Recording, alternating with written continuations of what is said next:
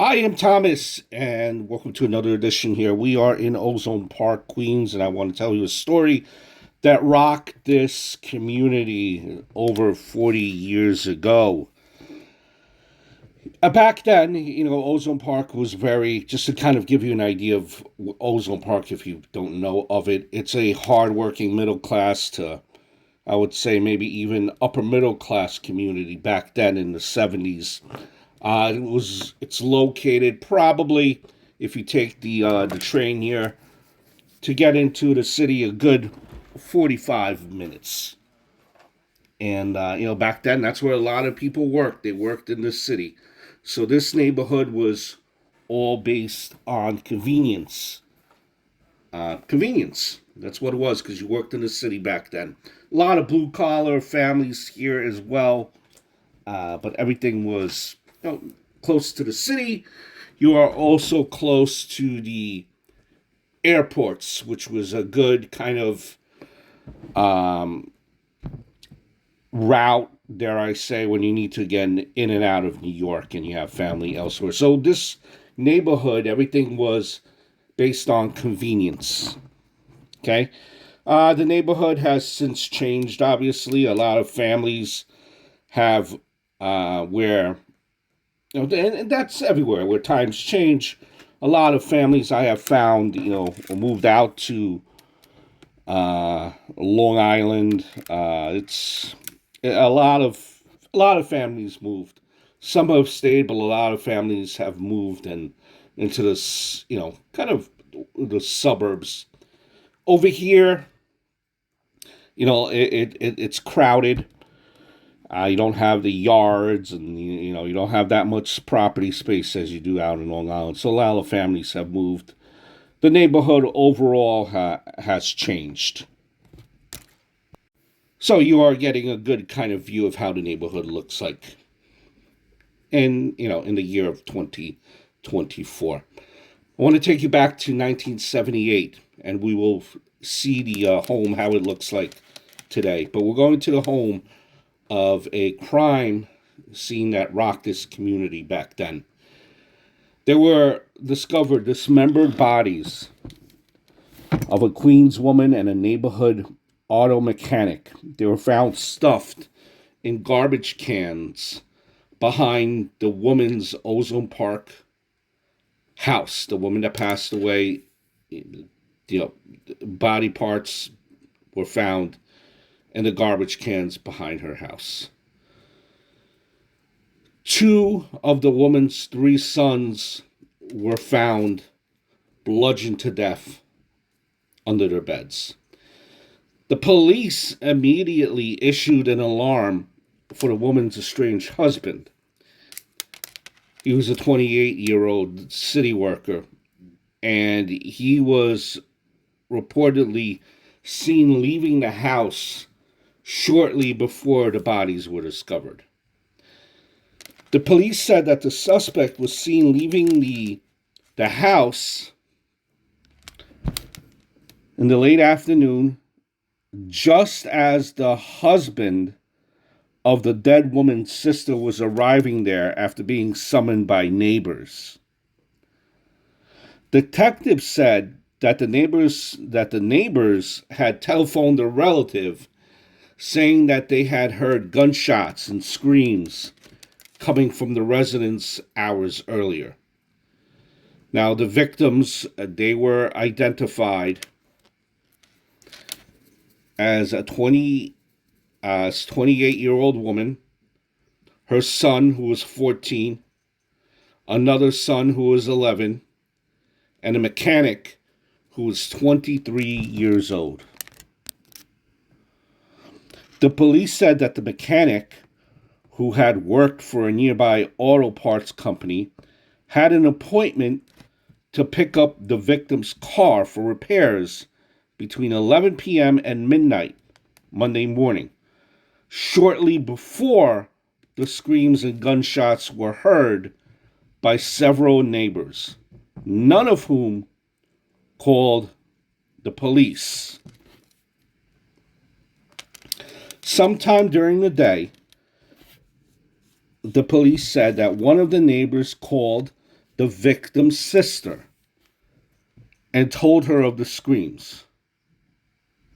Here is the newspaper article, how it appeared in the New York Times.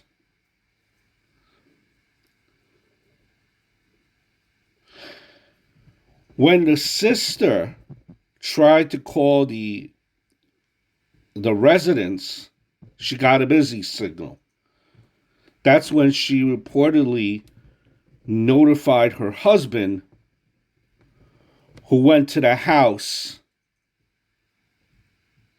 and that's when he seen the alleged suspect departing the house, and that's when he called the police.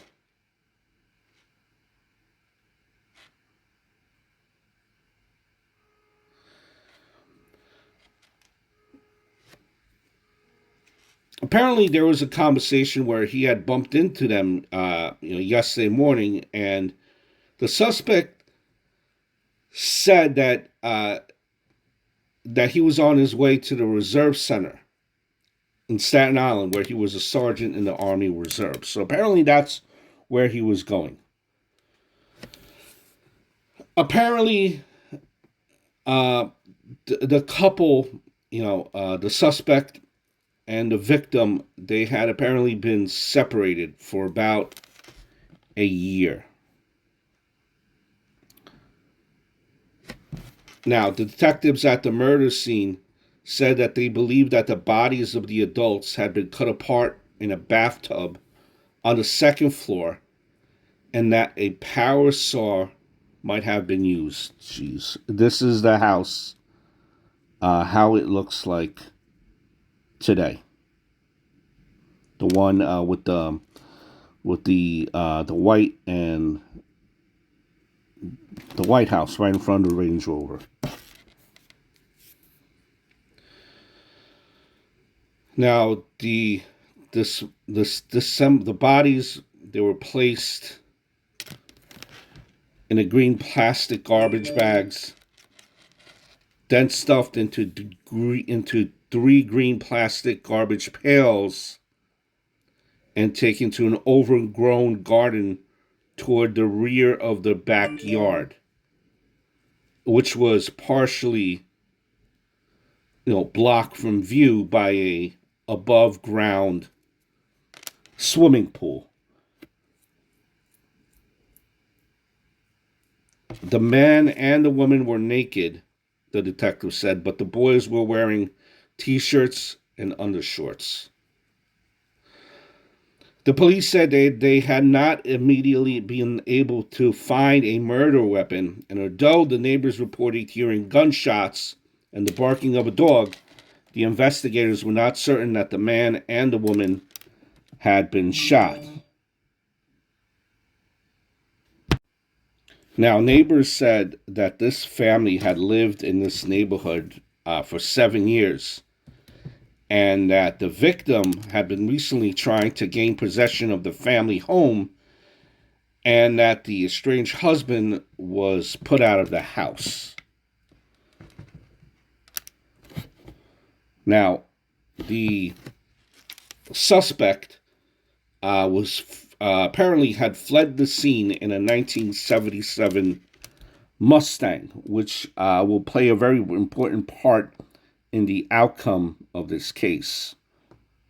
Now, a few weeks later, this Mustang was found underneath the Triborough Bridge, which is right here, how it looks like, in the city of Astoria, about 10-15 minutes away from Ozone Park.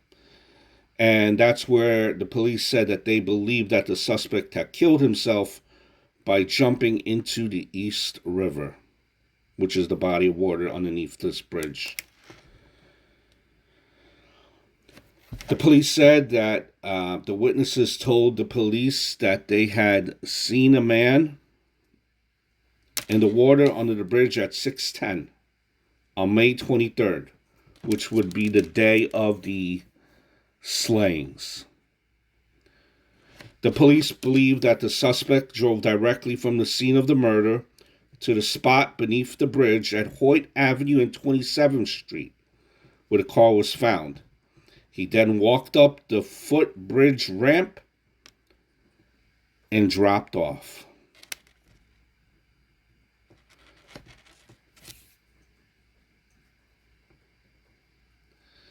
And that was, the end of a life, the end of 4 lives prior to that. Just a very tragic story that you can't even begin to unravel. Not only his wife, but his children. And a person that probably didn't even know any of these people for a very long time as well, in the mechanic.